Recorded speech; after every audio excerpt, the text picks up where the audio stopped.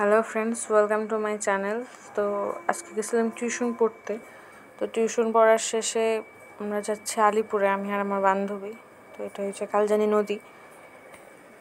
তো যাচ্ছিলাম টোটোতে। তারপর আমরা বড় চৌপতির সামনে চলে এসেছি। আজকে সকালে বৃষ্টি হয়েছিল, এখন বৃষ্টি ছিল না, জন্য রাস্তাঘাট পুরো ভিজা। এখন আমরা বড় চৌপতিতে নাইমা পড়ছি। তো আমরা বড় চৌপতি চলে এসেছি, গাড়ির থেকে নেমে আমরা এখন যাচ্ছি। এটা হচ্ছে ক্লক টাওয়ার। তারপরে আমি আর ক্যামেরাম্যান ভিডিও করে। তো